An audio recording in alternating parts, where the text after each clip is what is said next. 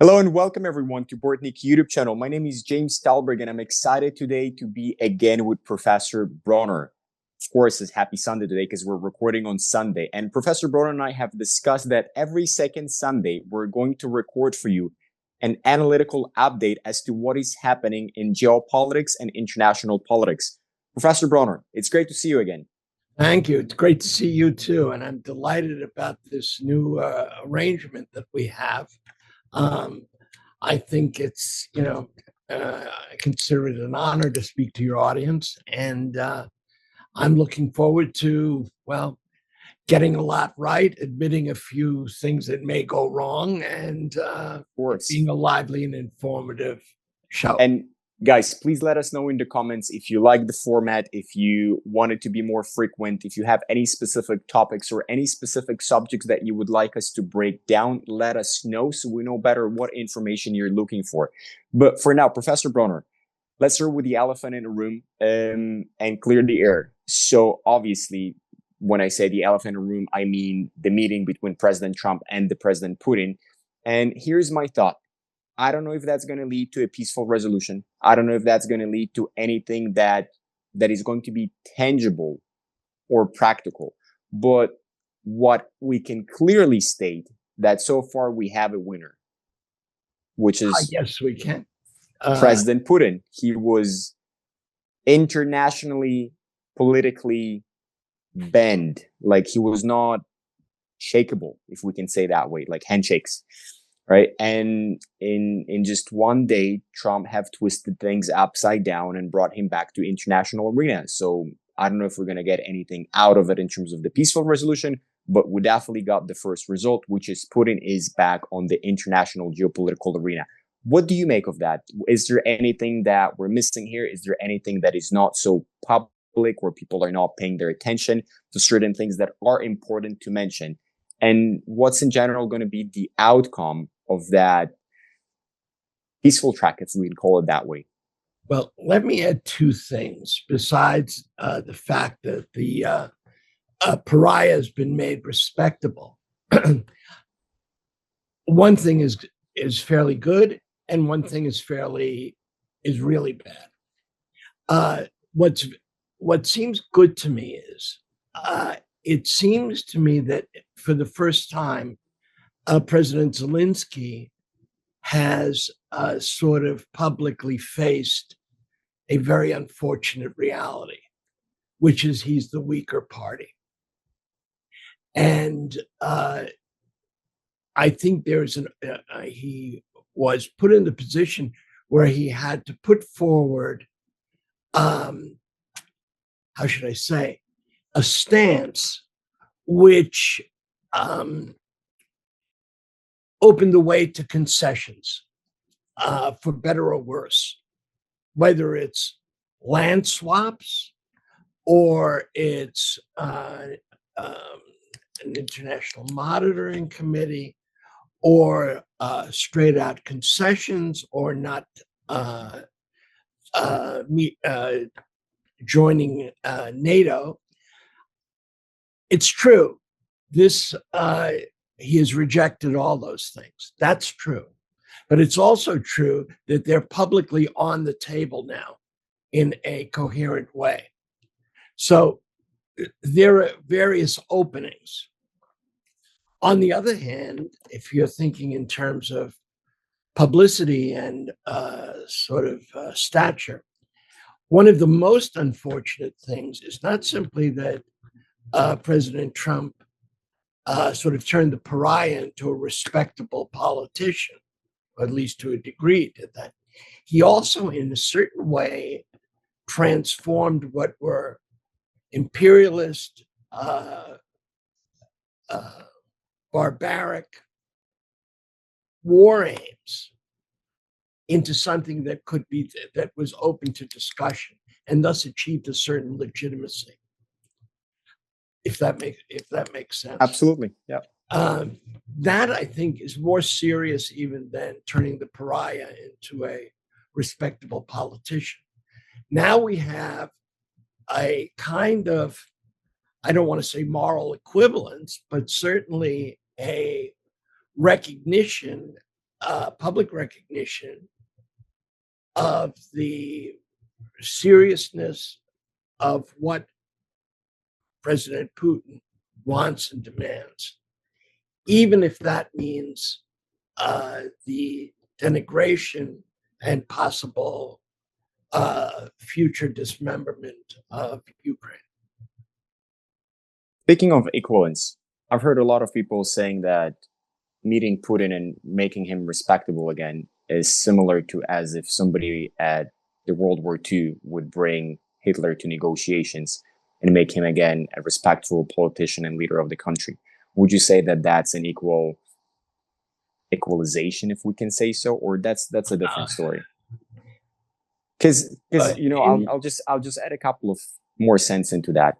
I think the only reason that the international politicians, like the leaders of the Western countries, are threatened and afraid to push more on Russia is because they have nukes. If they haven't had nukes, that was a completely different story, because we've seen what happened to Iran. They gave them an incredibly good deal on the table that Iranians decided to just pass on, and then they just bombed their nuclear facilities. Simple as that. It's certainly true that the possibility for expanding the war is there, especially in the light of President Trump's completely exaggerated response to the belligerent words raised by Deputy Premier Medvedev. And what he did, of course, was shift to nuclear submarines to sort of rattle the cage of the Russian Federation. This was unnecessary, to say the least. But let me go back to your issue of equivalence, because I think there's a concept here that is important. This was a concept introduced by, very controversial, by the former philosopher Herbert Marcuse.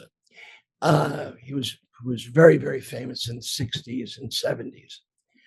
And he spoke of what he called repressive tolerance.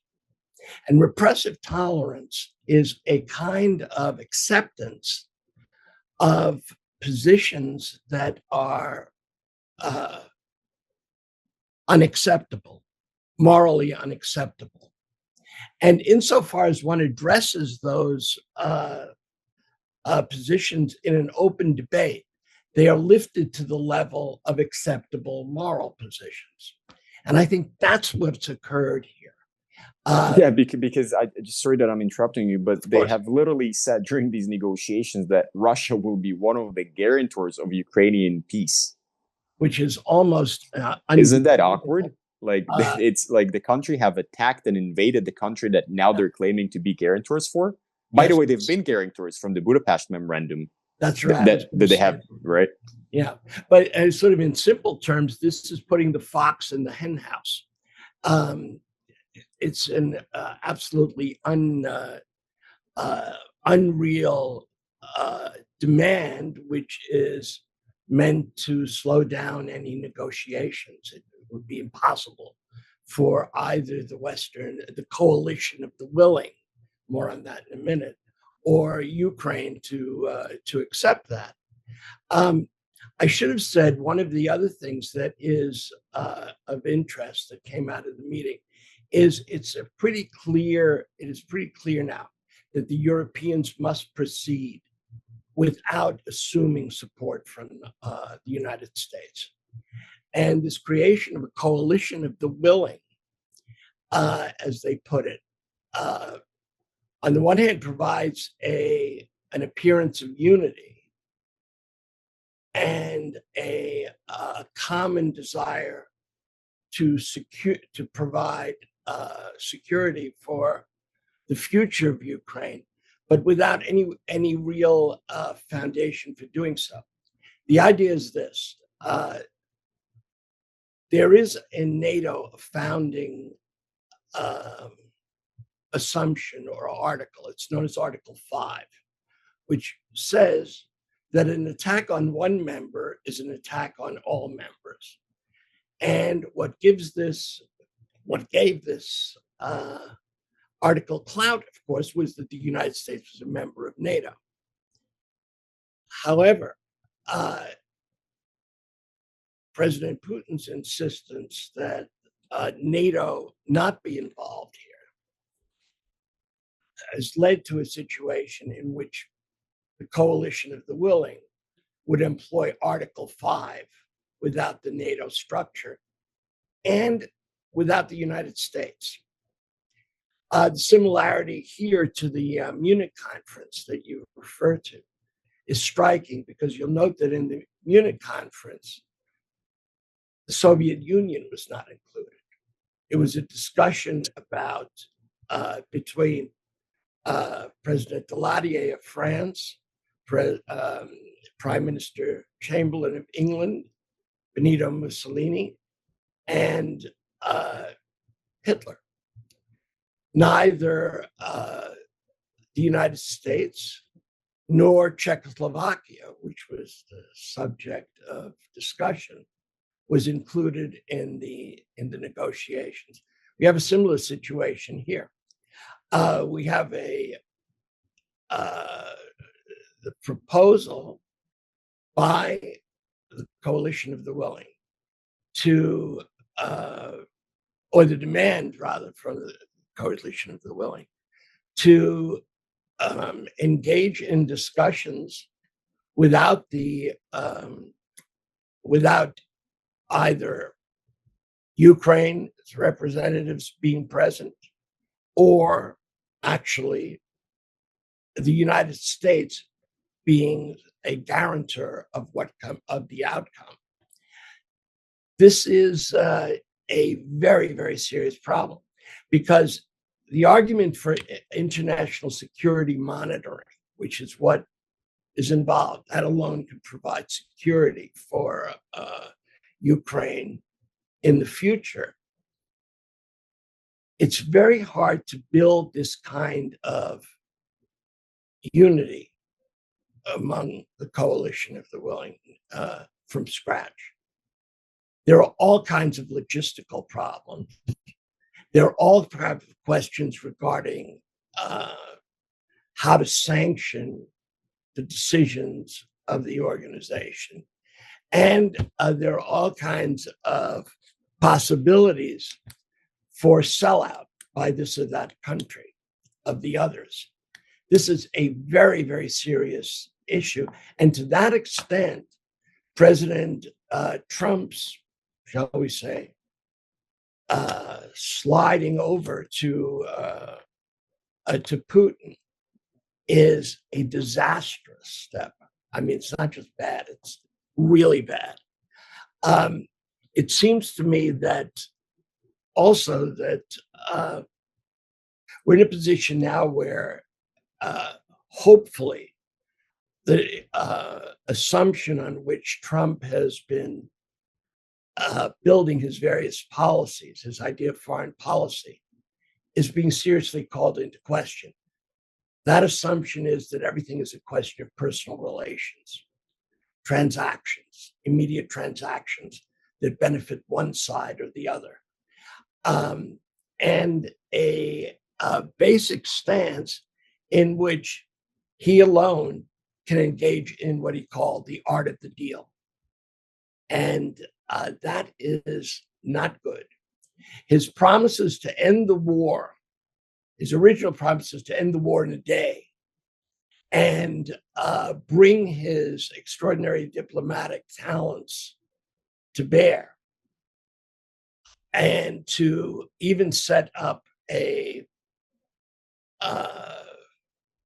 shall we say, transactional exchange of financial benefit with regard to the material resources of Ukraine after the war. All of this is now, I think, shot. I don't think anybody can believe this anymore. Basically, if I can put it simply, President Trump is now in a position where he's writing checks that he can't cash. And that, I think, is how we have to begin to see this. You look puzzled. Yeah, I think the main question that people will have here is where all this going to lead us to. I have read some data and articles and have watched a couple of military experts that are saying that in terms of the battlefield, that in terms of the front line, Ukraine is prepping for winter campaigns, and they're seeing Russian prepping for winter campaigns.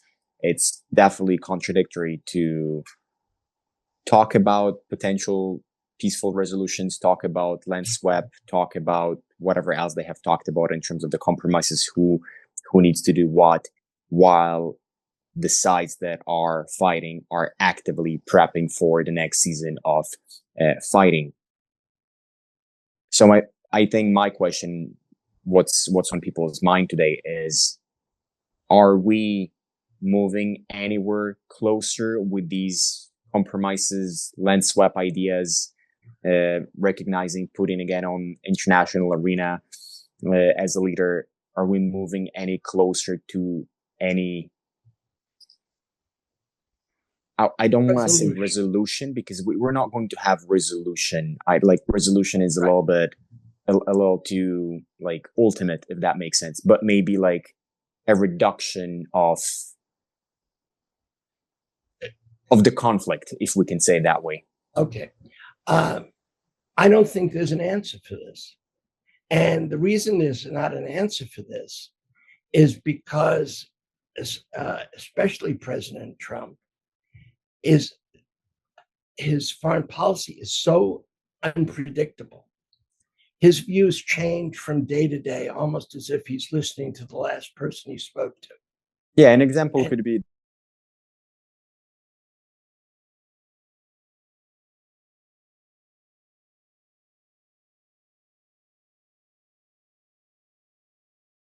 people make fun of this, but this is a serious matter for the simple reason that it's impossible to plan anything under these circumstances. The only thing that seems certain is that what President Trump wants is a transactional peace that serves not only the interests of the United States, but the interests of his own family and administration. I think that's the only certainty here. Now, if you like, the other thing that's become clear is, just to list it and make sort of tied up in a little package. It's clear that the United States and President Trump has lost stature vis-a-vis President Putin. It's clear also that Europe has been put in a, shall we say, an insulated situation. On a side bench. Side bench, but that can change depending upon the degree to which they unify. Are they, and what I mean by that, are they willing to spend more on military spending? Are they willing to spend more on their military than they did before? Are they willing to ramp things up?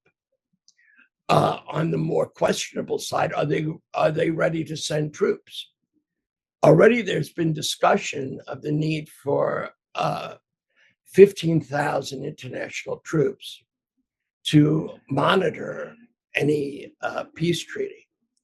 There's also on the table, I don't know how real that is, but it's a serious issue.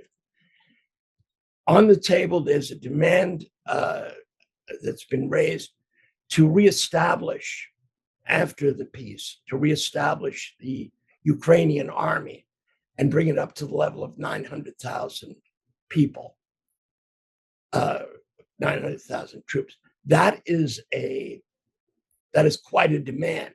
And it's a big number. Yeah. Whether that's serious or not, I don't know. One thing that's certain is the following, namely that Ukrainian slogan which maybe I've gotten this wrong, you'll know this better than I, nothing about us without us. Yeah. That is real, and that has to be considered real. Ukraine must be included in the negotiations for any negotiations to make any sense at all. We see now a situation in which the following has also come to pass. We talk constantly about offensives, counteroffensives on the ground. And this, I think, obscures what's really at stake. The real action is the shelling of Ukraine. Ukrainian citizens who suffer. And what we see now is that since the Alaska summit, more than 1,000 drones have been shot launched at Ukraine. Yeah. What's important about this is the use of drones by Russia is both cheap and efficient. This is not something which is going to drain their economy. And the impact of these drones, of course, is enormous. We've seen since Trump has taken office, the shelling of the Ukrainian population exploding, if I can use the pun, the unfortunate pun. In other words, the number of bombing attacks has risen astronomically. It's actually disgraceful. And this is clearly connected to President Trump's, I don't want to call it alliance, but shall we say, approval, tilt towards Russia. The second reason I say this about the offensives and counteroffensives, because this is important for people who are following the war and for your audience, because I think there's a lot of misleading information around and an inability to develop priorities. On the ground, we're now in a situation where there's a 750-mile front. And the truth of the matter is that this front is relatively stable. That's part of the way the war unfolded from the beginning. I think we talked about its connection to or similarity to the trench warfare of World War I. Well, this is trench warfare, so to speak, without the trenches, exactly. The point is, there's a movement to 50 yards one way, there's a movement back 50 yards the other way. The real fighting, the real determination of what occurs, in my opinion, is how the Ukrainian people, which have shown such incredible resilience to this point, are going to withstand the increasing use of drones and other missiles, bombing of Russia. So that I see as a critical matter. You know, if Russia also controls about 2,500 square miles of territory, and 2/3 of the Donbas, we're going to have to start thinking about one, for all the talk about rejecting concessions and having Russia moved off Ukrainian territory before negotiations can begin. I think it's pretty clear that President Zelensky is going to have to put Crimea on the table, recognize what is already a fact, namely that Russia has annexed it. And it's also going to have to deal with other possible land concessions with regard to parts of the Donbas. What I think it can't do, for my money, is simply accept handing over crucial strategic areas For example, the corridor bringing together different villages leading to warm water ports. That it can't do. What it must do also is, if it is going to cede territory, it's going to have to prepare for the tens of thousands of refugees that are going to try and escape. Yeah, to switch from that land that can be potentially, as Trump mentioned, swept. Professor Bronner, we're a little bit short on time today. All right. And we got to run out of it. But thank you so much. If you have a final point, please go ahead. Yeah, just it seems to me that this issue of refugees has to be pushed to the forefront. Yeah, they have to start talking about that right now. And I have mentioned that already. Yeah. The second thing is that it would seem to me that we have to be clear that there are going to be concessions made, serious land concessions. And if that's true, I'll end with this. The final issue is not simply what happens to the land that's ceded. How are we going to respond to demands regarding the rest of Ukraine?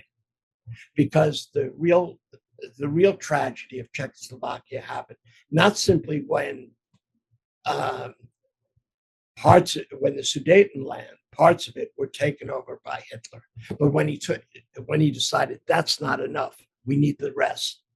Yeah. And the decision over what happens to the rest of Ukraine, I think, is going to mark European foreign policy for the extended future.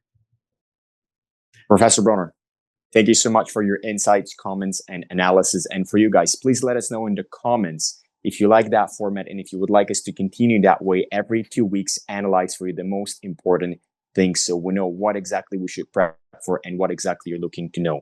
Professor Bronner, thank you again. My pleasure. And we'll hopefully have good luck on our show, The Global Calculus. Absolutely. Thank you until the next time. All the best. Thank you so much. Bye-bye.